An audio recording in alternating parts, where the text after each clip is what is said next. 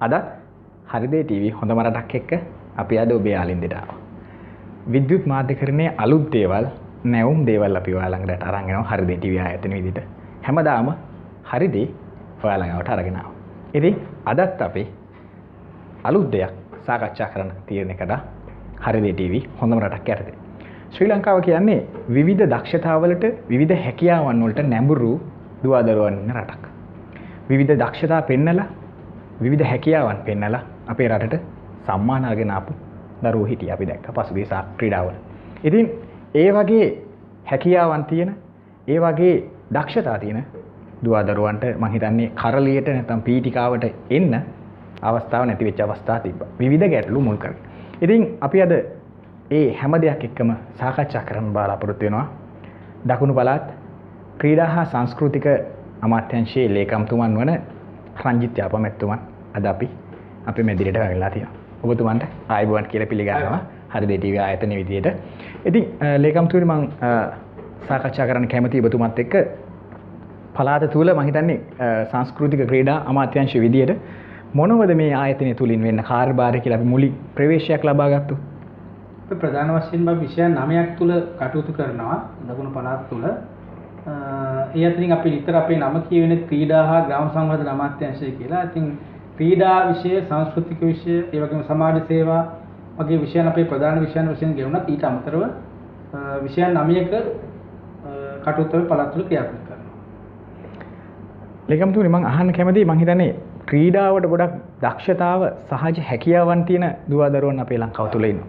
මම හිතන්නේ ඒ දුවදරුවන් විදිය දකුණු පළාත තුල ඒ දුවදරුවන් වෙනුවෙන් ක්‍රීඩා අමාත්‍යාංශ විදියට මොකද්ද ඔබතුමාලට ගන්න පුළුවන් ක්‍රියාව? අපි දන්නවා සාමාන්‍යයෙන් අපේ රටේ ක්‍රීඩාව තුල දකුණු පළාතින් පැන නැගුණු ක්‍රීඩකයන් බොහෝ විට හොඳ නමක් තියලා තියෙනවා. අනිවාර්යයෙන්. ඒකම ජාතික මට්ටමේ නිතර කතා බහ කරන ක්‍රීඩකයෝ දකුණු පළාත් තුල බිහි වෙලා තියෙනවා. ඉතින් අපි තාම සතුටු වෙනවා. මේ ගමනේදී ඔවුන්ගේ ක්‍රීඩා දිවියේදී දකුණු පළාත් ක්‍රීඩා අමාත්‍යාංශය වෙත තීරණාත්මක කාර්යභාරයක් කරනවා. ප්‍රධාන වශයෙන්ම අපි මේ සඳහා භාවිත කරන යාන්ත්‍රණයේ මට්ටම් කීපයක් තියෙනවා. ප්‍රධාන වශයෙන්ම ඔබ දන්නවා ග්‍රාමීය මට්ටමේ තියෙන ග්‍රාම නිලධාරී කොට්ටාසයේ පදනම් කොටගත් ක්‍රීඩා සමාජය. මේ ක්‍රීඩා සමාජය තුල ක්‍රීඩා කරන ගමේ දරුවා පාසල් දරුවෙක් වෙන්න පුළුවන්, පාසල් හැරගිය කෙනෙක් වෙන්න පුළුවන්. ඉන් අනුතුරුව එළඹෙනවා දිස්ත්‍රික් මට්ටමට. දිස්ත්‍රික් මට්ටමේ ජයග්‍රහණය කෙනා පළාත් මට්ටමට, පළාත් මට්ටමේ ජයග්‍රහණය කෙනා ජාතික මට්ටමට ගමන් කරනවා. එතනින් අපි නවතින්නේ නැහැ. දක්ෂතා පෙන්වන දරුවෝ ජාත්‍යන්තර මට්ටමට යන්න දක්වා අපි ඔවුන්ගේ පිටුපසින් ඉඳගෙන ඔවුන් මෙහෙයමින් පහසුකම් සලස්වමින් කටයුතු අපි පොඩි පැහැදිලි කිරීමක් කරොත් ලේකම්තුමනි මොනවද අපිට දැන් අපි ක්‍රීඩාවට හැකියාවන් තියෙන දුවදරුවෝ හිටියේ නමුත් ඔවුන්ට ආර්ථික වශයෙන් හැකියාවන් නැහැ. ඉතින් ඒ වගේ දුවදරුවන්ට ඉදිරියට එන්න පුළුවන් නම් මොනවද කරන්න පුළුවන් ක්‍රීඩා අමාත්‍යාංශ විදිහට? ඒක අපි අපේ රටේ ඒක වශයෙන් දකුණු පළාත තුළ විතරක් නෙමෙයි සමස්ත වශයෙන් රටේම තියෙන පොදු තත්ත්වයක් ආර්ථික දරිද්‍රතාවය කියන එක. ඒකට ක්‍රීඩකයනුන් මේ තත්ත්වෙට මුහුණ දෙනවා. අනිත් සෑම ශිෂ්ටයක් වගේම. ඊටෙන්ද අපිට දෙන්න තියෙන ඉතාම සරල පණිවිඩය තමයි ඔබ කිසියම් ශාස්ත්‍රයක ක්‍රීඩාවක දක්ෂයෙක් නම් නිශ්චිත වශයෙන්ම පළාත් ක්‍රීඩා අමාත්‍යාංශයේ වශයෙන් ඕන මොන දෙන ආර්ථික දුෂ්කරතාව වෙන්න පුළුවන්. එහෙම නැත්නම් වෙනත් සමාජීය ගැටලුවක් වෙන්න පුළුවන්. පවුල තුල උද්ගත ප්‍රශ්නයක්, දුරස්තර ප්‍රදේශයක ඉන්නවා වෙන්න පුළුවන්, දුර බැහැර ප්‍රදේශයක. නමුත් ක්‍රීඩා අමාත්‍යාංශය මම කියන්නේ ඔවුන්ගේ ගැටලු 100%ක් අපි බාර ගන්නවා කියලා. නමුත් ප්‍රශස්ත සේවාවක් අපි ලබා දෙනවා. විශේෂයෙන්ම ආර්ථික දුෂ්කරතා සහිත ක්‍රීඩකයන්ට අපි ඔවුන්ගේ පෝෂණ තත්ත්වයට වෙන්න පුළුවන්, ඔවුන්ගේ වෙනත් ආර්ථික අපහසුතාවයක් වෙන්න පුළුවන්, ඇතැම් විට ඔවුන්ගේ නිවාස ප්‍රශ්නයක් වෙන්න පුළුවන්. ඒ සියලු කාරණා සම්බන්ධ කිසියම් ප්‍රශස්ත මට්ටමක කාර්යභාරයක් අපි ක්‍රීඩා උපකරණ වෙන්නත් පුළුවන් සමහරවිට. ක්‍රීඩා උපකරණ වල මොකද අපි දන්නවා ඇතැම් උපකරණ ඉතාම මිලාදිකයි. උදාහරණයක් විදිහට වෘත්තීය මට්ටමේ දායකයෙකුගේ සපත්තු දෙකක් රුපියල් 25000ක් විතර වෙනවා. ඒතකොට මෙවැනි සපත්තු දෙකක් පාවිච්චි කරන්න පුළුවන් කිසියම් කෙටි කාලයක්. ඒතකොට අපි දන්නවා දෛනිකව මෙවැනි වියදමක් දරන්න අපේ බොහෝ ක්‍රීඩකයන්ට අපහසුයි. ආර්ථිකයේ අඩු. ඉතින් එතකොට එවැනි අවශ්‍යතා අපි අනිවාර්යෙන් ක්‍රීඩා අමාත්‍යාංශය විසින් බැඳී හිටිනවා. පෙන්වන දක්ෂතා ප්‍රමාණය අනුව උන් ක්‍රීඩා සපත්තු විතරක් නෙවෙයි වෙනත් ඕනම අවශ්‍යතාවයක් අපි පළාත් ක්‍රීඩා අමාත්‍යාංශයේ වකීම් දරලා තියෙනවා. අපි ඉදිරියටත් ඒ කටයුතු කරමින් පවතිනවා. ලේකම්තුමනි යම් කිසි හැකියාවක් තියෙන දුවදරුවෙක් හිටියොත් කොහොමද මේ සම්බන්ධව අපිට සම්බන්ධ වෙන්න පුළුවන් නම් හිත අපි කියමු අපේ හම්බන්තොට වෙන්න පුළුවන්, ගාල්ල මාතර වෙන්න පුළුවන්. කොහොමද මේ සම්බන්ධතාවය ගොඩනගා ගන්න මම හිතන්නේ? ඒ පියවර ඉතාම සරලයි. පළවෙනිම අවස්ථාව තමයි ඔබගේ නිවස පිහිටි ප්‍රදේශයට අදාළ ග්‍රාම නිලධාරී ග්‍රාම නිලධාරීන් මුණ ගැහුණා නම් ක්‍රීඩා සමාජ පිළිබඳව අපේ අමාත්‍යාංශය පිළිබඳව ප්‍රාදේශීය ලේකම් කාර්යාලය ආශ්‍රිතව කරන කටයුතු පිළිබඳව සම්පූර්ණ විස්තර දැනගන්න පුළුවන්. ඒත් එක්කම ඔබගේ ප්‍රාදේශීය ලේකම් කාර්යාලය ආශ්‍රිතව ඉන්න ක්‍රීඩා නිලධාරී. මේ දෙපළ මම හිතන්නේ අපේ රටේ ඕනම කෙනෙකුට ගමක ඉන්න ඕන කෙනෙකුට ඉතාම පහසුවෙන් සම්බන්ධ කරගන්න පුළුවන් දෙපළක්. මේ දෙපළ හරහා සම්පූර්ණ මේ විස්තර දැනගන්න පුළුවන්. ඒ වගේම මම ඉතාම සතුටින් කියනවා අපේ තරුණ පරපුර මම හිතන්නේ පාසලේ සාමාන්‍ය පෙළ දක්වා විතර එනකොට අතිමහත් බහුතරය මේ යාන්ත්‍රණ පිළිබඳ අවබෝධයක් සහිතව තමයි කටයුතු කරන්නේ. අපිට තියෙන ප්‍රශ්නේ තමයි ක්‍රීඩාව සඳහා ඉතාම දක්ෂ දරුවෝ ක්‍රීඩාව සඳහා යොමු වෙන ප්‍රමාණය අවම වෙලා තියෙනවා. දැන් අපි දන්නවා පාසල් ශිෂ්‍යයෙක් ඔහුගේ කාලයෙන් විශාල කාලයක් පුද්ගලික උපකාරකම් සඳහා ගත කරනවා. සවස් කාලේ රාත්‍රී කාලේ.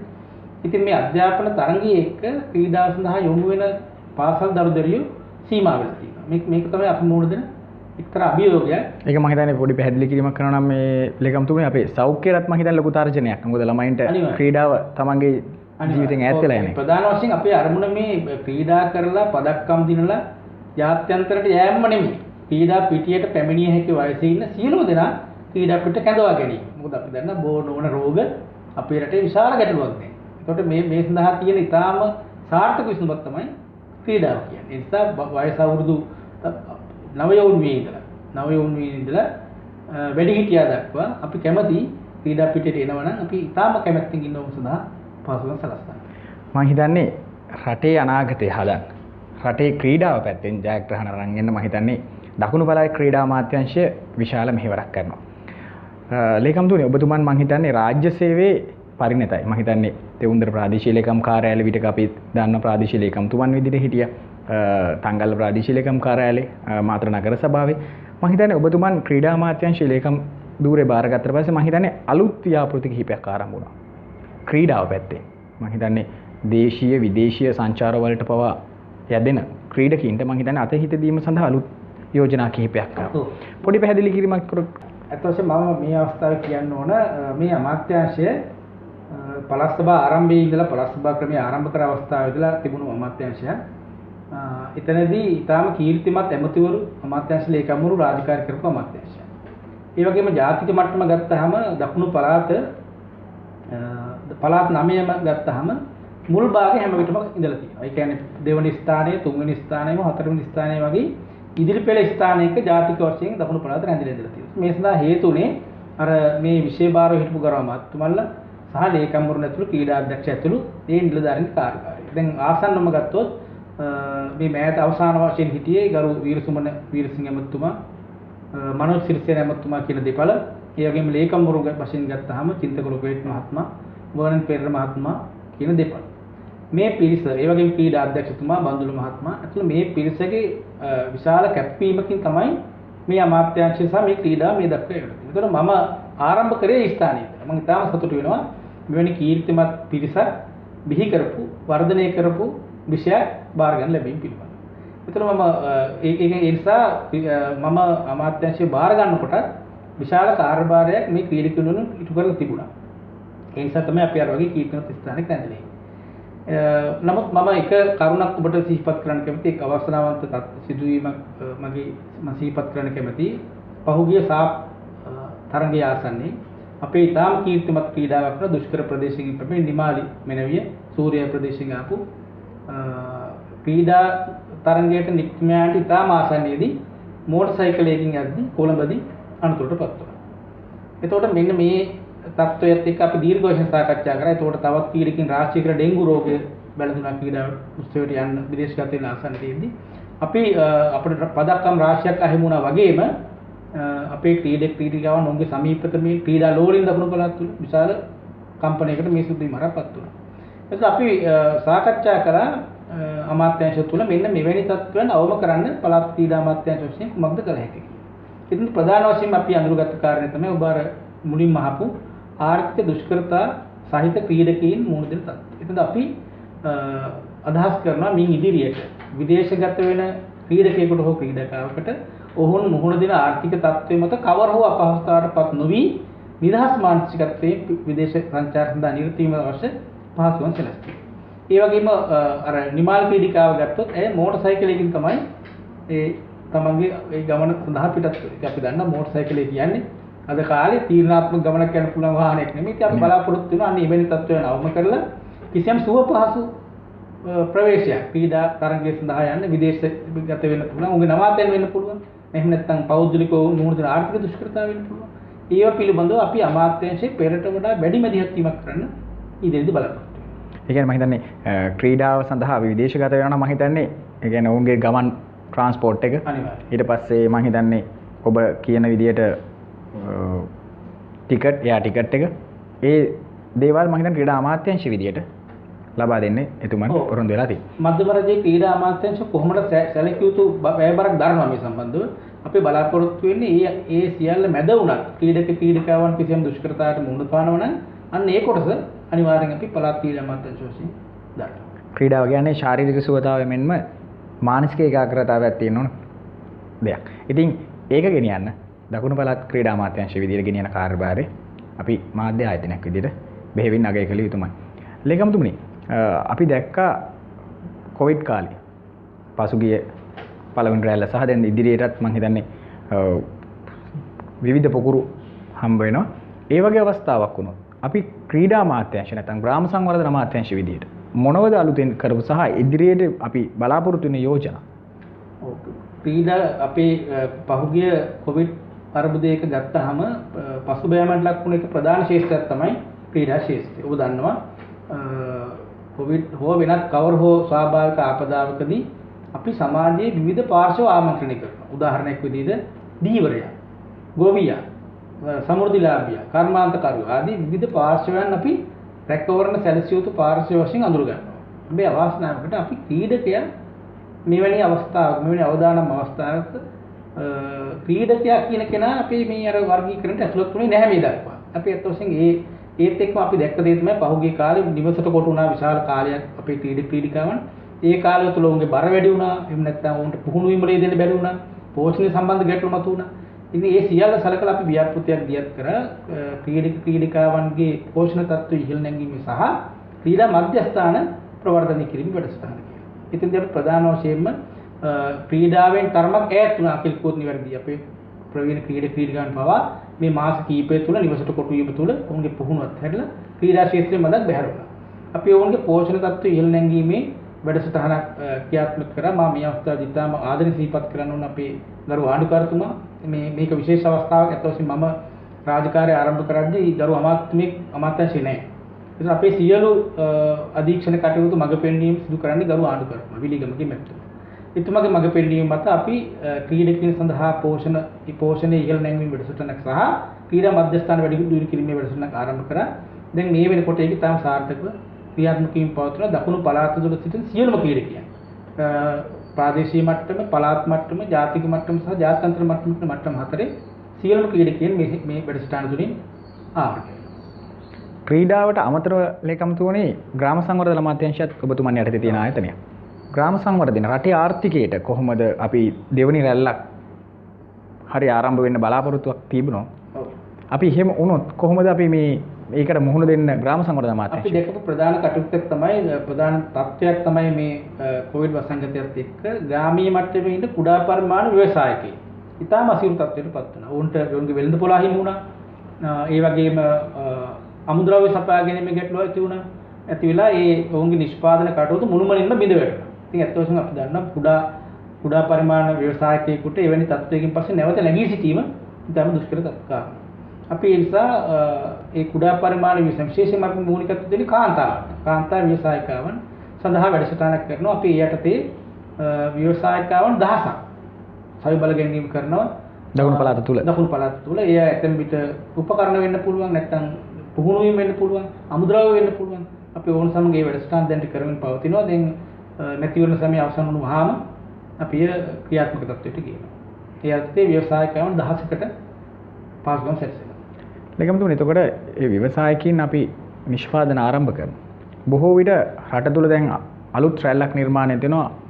අධිකර ජනාධිපතිතුමන්ගේ සංකල්පයත් එක්ක, සෞභාග්‍ය දැක්ම සංකල්පයත් එක්ක කෘෂිකාර්මික දියුණුව යම් කිසි කාලයකදී සියලු දෙනාගේම එකවර ඵලදාව ලැබෙන කාලයක් වෙන්නේ.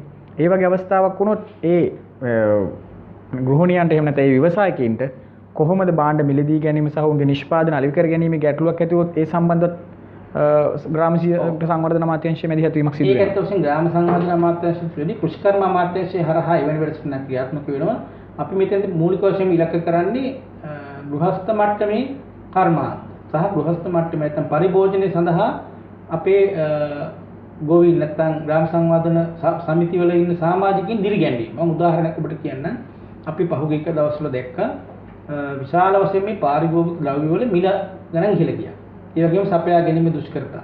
ඉතින් එතකොට අපි ඊට පිළියමක් වශයෙන් එවැනි අවස්ථාවකට දිරිදීමක් වශයෙන් අපි ගෙවතු 20000ක් සංවර්ධනය කිරීම වැඩසටහනක් මේ දවස්වල ඉතාමත් සාර්ථකව අපි දියත් කරලා තිනවා.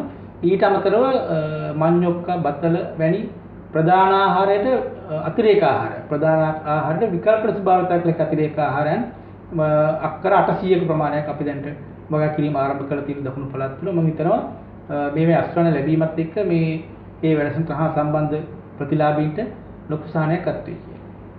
රටක් සංවර්ධනය කරා යන ගමනේදී රටේ ආර්ථිකය බෙහෙවින්ම බලපානවා. ශ්‍රී ලංකාව කියන්නේ අපි දන්න කාලේ ඉඳලා සංවර්ධනය වෙමින් පවතින රටක්. සංවර්ධනය වෙමින් පවතින රට සංවර්ධිත රට දක්වා ගෙනීමේදී මම හිතන්නේ ග්‍රාම සංවර්ධන අමාත්‍යාංශයේ කාර්යභාරය අපි අගය කළ යුතුමයි. ලේකම්තුමනි, අපි දැක්කා දකුණු පළාත් සභාව තුළ යම්කිසි උත්සවයක් තිබ්බොත් යම්කිසි වෙනත් විශේෂ අවස්ථාවක් තිබ්බොත් අපි දැක්කේ සප්ත සංගීත කණ්ඩායම. දකුණු පළාත් සංස්කෘතික අමාත්‍යාංශය යටතේදී.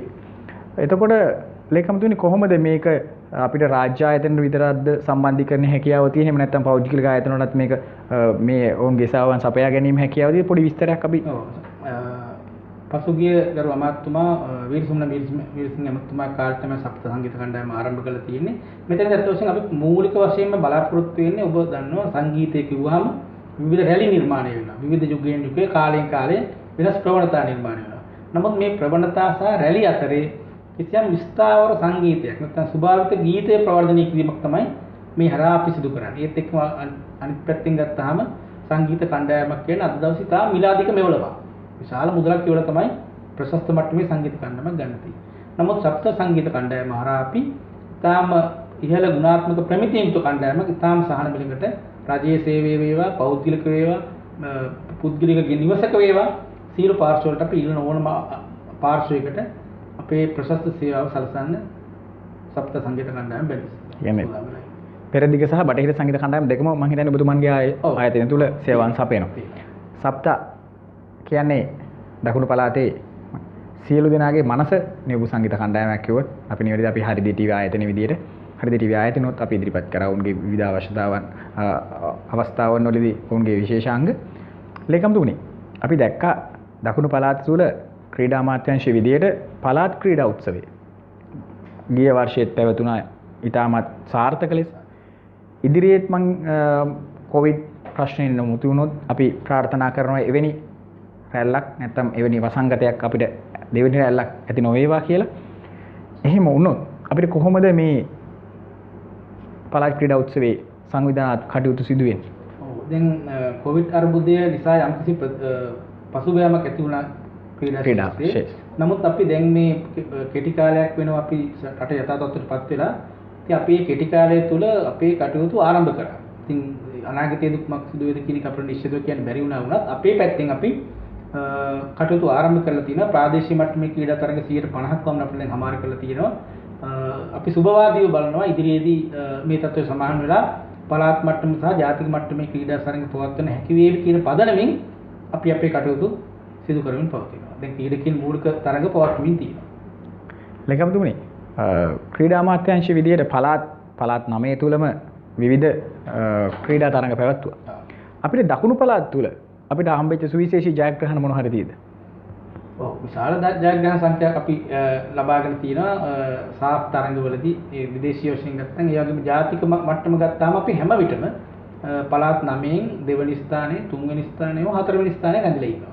ඒක ඇතැම් ගොඩක් වෙලාවට. ඔව්, අවුරුදු වල තත්ත්ව වෙනස් වෙනවා. නමුත් ওই ස්ථාන තුන බොහෝ විට අපි රැකගෙන තියෙනවා. ඒ නිසා දක්ෂ ක්‍රීඩකයන් පිරිසක් ඉන්නවා. ඉතින් අපි බලාපොරොත්තු වෙනවා මේ කොවිඩ් අර්බුදය නිසා අහිමි වුණු කාලයේ අභියෝගයක් වුණත් ඒක ඇත්ත වශයෙන් අපිට විතරක් නෙමෙයි රටටම බලපාපු ලෝකෙටම බලපාපු තත්ත්වයක්. ඒ තුල උනත් අපි බලාපොරොත්තු වෙන පෙර දක්ෂතා අතරින් අපේ ක්‍රීඩකයන් යාවි කියලා තමයි අපි අර ක්‍රීඩා මධ්‍යස්ථාන සංවර්ධනය සහ ක්‍රීඩකින්ගේ පෝෂණ තත්ත්වය ඉහළ දැමීමේ වැඩසටහන් කඩිනම ආරම්භ කරේ මේක පිළිමක් විදිහට. ලේකම්තුමනි ඉදිරියට ක්‍රීඩා අමාත්‍යාංශ සංස්කෘතික ක්‍රීඩා අමාත්‍යාංශ විදියට නව ව්‍යාපෘති මොන හරි අපිට බලාපොරොත්තු වෙනවද ආරම්භ කරන්න? එහෙම මොනවද? මේ අභියෝගාත්මක කාලේ අපේ නව ව්‍යාපෘති වලට කිසියම් බාධකයක් වුණත් මම එක සිදුවීමක් කොට විස්තර කරන්න කැමතියි. ඔබ දන්නවා සංස්කෘතික අමාත්‍යාංශයේ විදිහට අපි වාර්ෂිකව සංස්කෘතික තරඟ පවත්වනවා. ඒක ප්‍රධාන තරඟයක් තමයි බොහෝගේ සිද්ධ තරඟයක් ගීත පද රචනා තරඟය. ඒක දකුණු පළාතේ ඉන්න ගී පද රචනාවට දක්ෂ උදවිය විශාල පිරිසක් වාර්ෂිකව තරඟෙට ඉදිරිපත් වෙනවා. දකුණ කියන කලාවට ටිකක් බරයි. බර ප්‍රජාවත්. එතකොට අපි වාර්ෂිකව මේ ගීත පද රචනා තරඟයෙන් තෝරන ගීත පද රචනා තෝරලා උන්ට තෑගි දීලා මේ ගීත පද රචනා ක්‍රැස් කරලා තියෙනවා. හැබැයි මේ දක්වා අපිට අවස්ථාවක් ලැබිලා තිබුණේ නැහැ මේ අගනා ප්‍රශස්ත ගීත පද රචනා ගායනා විදිහට ඒක දක්වන්න. දැන් අපි මෙවර බලාපොරොත්තු වෙන පහුගිය කාලේ මුළුල්ලේ එකතු කරපු ගීත වලින් ගීත 16ක් තෝරලා ඒක රටේ ඉන්න ප්‍රසිද්ධ ප්‍රවීණ ගායක ගායිකාවන් ඒ වගේම සබ්ද සංගීත කණ්ඩායමේ ගායක ගායිකාවන් ඇතුළු පිරිසලව ඒ ගීත 16ක සීඩී රැතියක් කරා. මේක තරමක් විශාල කටයුත්තක් මිලාදී කටයුත්තක් අපි දන්නවා කලාව තරම මිලාදිකයි මේ වෙන අවස්ථාවල. ඒ වගේම ඉහළ ප්‍රමිතියෙන් මේක කරන්න බලාපොරොත්තු වෙන. එතෙන්දී රත්නශ්‍රී විජේසිංහ මහත්මයා අපි එක්ක අත්වල බැඳගෙන ඉන්නේ. එතුමාගේ මූලිකත්වයෙන් මේ කටයුතු කරන්නේ. අපි දැන් එහි කටයුතු ඒ වගේම නවරත්න ගමගේ මහතා තමයි එහි සංගීත අධ්‍යක්ෂණය කරන්නේ. ඒ කාර්ය අපි ජාතික මට්ටමේ ශිල්පීන්ගේ සහභාගීත්වයෙන් ආරම්භ කරලා තියෙනවා. මම හිතන්නේ අපිට මෙවර සාහිත්‍ය උත්සවයේ අවස්ථාවේදී ඔක්තෝබර් මාසෙදි පමණ ඒ නිදක්වන අවස්ථාව ලැබේ. මම හිතනවා ඒක අපේ සංස්කෘතික අමාත්‍යාංශයක් වශයෙන් අපි තියපු වැදගත් ඉදිරි පියවරක් වෙයි කියලා අපි හිතනවා. ඒ වගේම මින් ඉදිරියට අපි හැම විටම අර සාහිත්‍ය උත්සවත් එක්කම තෝරා ගන්න ගීත පද රචනා ගායනා වශයෙන් මේ නිදක්වන බලාපොරොත්තු වෙනවා මේ අවුරුද්දේ ඉඳලා. ඒ කියන්නේ මෙතෙක් කල තරඟයකට පමණක් වෙච්ච සීමා වෙච්ච දෙයක් ඉදිරියට CD තැටියක් නැත්නම් සංයුක්ත තැටියක් විදියට ගීත පද රචනාවක වටිනකම තියෙන ඇත්තටම ගීතයක් ගායනා කරත් පස්සම නියම වටිනකම ලැබෙන්නේ. ඒ නිසා තෝරා ගන්න ප්‍රශස්ත පද රචනා ගීත වශයෙන් අපි ඉදිරියේදී එළි දක්වන බලාපොරොත්තු වෙන ප්‍රධාන වශයෙන් ඉහළ ප්‍රමිතිය ජාතික මට්ටමේ ශිල්පීන්ගේ සහභාගීත්වය. හරිද ටීවී ආයතනයේ විදියට ඔබට මං හිතන්නේ ලබා දුන්න අලුත් දේවල් දැනුවත් වීම කිහිපයක් අපි දැනුම් දුන්නා. මොකද ක්‍රීඩාව සම්බන්ධව විශේෂ දක්ෂතා තියෙන පිරිසක් අපේ රට තුල තියෙනවා. අපිට විවිධ සම්මාන ලබා ගත්තා. විවිධ සම්මාන ලබා ගන්න ගියපු ඒ ආදීනිය දුවදරුවන්ට තිබිච්ච ගැටලු අපි දැක්කා. හරිද ටීවී ආයතනයේ විදියට අපි ඔයාලව දැනුවත් කරන්න ගත්තේ, අපේ පාඨකයව දැනුවත් කරන්න ගත්තේ කොහොමද Tamanගේ යම් කිසි ගැටලුවක් තියෙනවා ඒව निराකරණය කරන්නේ සහ රටක් විදියට අපි ඉදිරියට යන්නේ කොහොමද කියලා අපි හොඳම රටක් එක්ක අද සාකච්ඡා කරා. ලේකම්තුමනි, අපි කැමති දැනගන්න ක්‍රීඩා හා සංස්කෘතික අමාත්‍යාංශ විදියට ඔබතුමාන්ගේ දින ඉදිරි බලාපොරොත්තු මොනවද? අලුත් පියවරක් ඉදිරියට දාන්න තියෙනවා නම් අපි හරිද ටීවී ආයතනය තුලින් අපි දැනුවත් කිරීමක් කරමු. මෙන්න මේ දේවල් අපි ඉදිරියේදී අපි හඳුන්වා දීමට බලාපොරොත්තු. මේවර අපි විශේෂ කටයුත්තක් වශයෙන් කරන දෙයක් තමයි දකුණු පළාත් සාහිත්‍ය මහෝත්සවය. ඊයත් අපි නව මුහුරුවකින් කරන්න බලාපොරොත්තු වෙනවා. මේවර අපි ඒ සඳහා තෝරාගත්ත අපේ පළාතේ කිසියම් දුෂ්කර ප්‍රදේශයක් වන සූර්යව ප්‍රදේශය. සූර්යව ප්‍රදේශය ආශ්‍රිතව අපි කටයුතු කරනවා. ඊත් එක්කම අපි දකුණු පළාත් අමාත්‍යාංශයේ විදිහට සංස්කෘතික අමාත්‍යාංශයේ විදිහට අපේ පළාතට ආවේනික කිසියම් කලා ශිල්ප රාශියක් තියෙනවා. වෙස් මුහුණු වගේ කෝලම් නාටකම් වගේ ඒ ආශ්‍රිත ප්‍රකාශන තුනක් සහිතව සාහිත්‍ය මහෝත්සවයේ පවත්වන බලාපොරොත්තු වෙනවා අම්බාපොළ දිස්ත්‍රික්කයේ සූර්යව ප්‍රදේශයේ. ඒකට ලේකම්තුමන් පොඩි බාධා කිරීමක් කරනවා. මම හිතන්නේ ඒක පාසල් තරඟත් ඇතුළත් වෙන්න පුළුවන්ද? අනිවාර්යෙන්. අපේ ප්‍රධාන පිරිසක් තමයි ප්‍රධාන ග්‍රාහක පිරිසක් තමයි පාසල් සිසුන්. මොකද අපි දන්නවා වැඩිහිටියෝ විදියට සමාජයට එන්න පෙර ඔවුන් අපේ ග්‍රහණයට ගත යුතුයි. ක්‍රීඩාවට සාහිත්‍යයට ලැබි පිරිසක් බවට පත් කරාට පස්සේ පාසල් ශිෂ්‍යාවන් අපිට ඉතාම පහසුවෙන් ඔවුන් සමාජයට පිවිසෙන තරුණයන් විදියට ග්‍රහණය කරගත හැකි. ඒ නිසා සාහිත්‍ය මහෝත්සවයේදී ප්‍රධාන පිරිසක් තමයි පාසල් ශිෂ්‍යාවන්. එවැනි හැකියාවන් තියෙන දක්ෂතා තියෙන දුවදරුවන් ඉන්නවනම් කොහොමද නිර්මාණ එකතු කරන්නේ? අපි ලබන සතිය වගේ වෙනකොට අපි සීලුම පාසල් වලට මේ සම්බන්ධව අදාළ චක්‍රයක ලබා දෙනවා. පාසලේ සිංහල විෂය භාර ගුරු මහත්මින් හරහා පාසල් සිසුන්ට ඒතන නිර්මාණ ඉදිරිපත් කළ හැකි. ඊට අමතරව අමාත්‍යාංශවලට ඒ තොරතුරු ගන්න පුළුවන්. නමුත් ඊට තාම පහසුවෙන් සීලුම පාසල් අපි දැනුවත් කරනවා ලබන සතිය වෙනකොට. අපිව නරඹන අපිත් එක්ක ඉන්න ආදරණීය දුවදරුවන්ට සංගීත වෙන්න පුළුවන්, චිත්‍ර වෙන්න පුළුවන්, Tamanගේ කලා කෞශල්‍යයන් පිළිබඳ ඒ Tamanගේ හැකියාවන් යොදාගෙන ඔන්න ඔබට පුළුවන් අවස්ථාවක් තියෙනවා. අපි දැනුවත් කර හරිදේ ටීවී ආයතනයේ විදියට දකුණු පළාත් ක්‍රීඩා හා සංස්කෘතික අමාත්‍යාංශය තුලින් ඉදිරියේදී ආරම්භ කිරීමට බලාපොරොත්තු වෙන සංස්කෘතික මහෝත්සවයේ සම්බන්ධව. ඉතින් අපි අද කතා කරේ හරිදේ ටීවී හොඳම රටක් එක්ක හොඳම රට තුල අපි අලුත් යෝජනා සහ අලුත් ව්‍යාපෘති සම්බන්ධව. ඒ සම්බන්ධව අපිත් එක්ක එකතු වුණා දකුණු පළාත් ක්‍රීඩා හා සංස්කෘතික අමාත්‍යාංශයේ ගරු ලේකම්තුමන් රංජිත් යාපා මැතිතුමන් අපි ඔබතුමාට බෙහෙවින් ස්තුතිවන්ත වෙනවා. ඔබතුමන්ගේ වටිනා කාලේ වැය කර අපිත් එක්ක එකතු වීම සම්බන්ධව අපි නැවතත් දිනයක ඔබගේ යාළුලින්දිට ගොඩෙන බලාපොරොත්තු වෙමින් අදට සමුගන්නවා. හරිදේ ටීවී හොඳම රටක් එක්ක හරිදේ ටීවී ගාල්ල කාර්යාලයේ අබේසේකර ලීබඩු මාලිගයේ උඩුමහල ලබුදුව ගාල්ල දුරකථන අංකය 077 321 3966. හොඳම රටක් තුලින් නැවත හමු වෙන බලාපොරොත්තු වෙමි. සුබ දවසක්.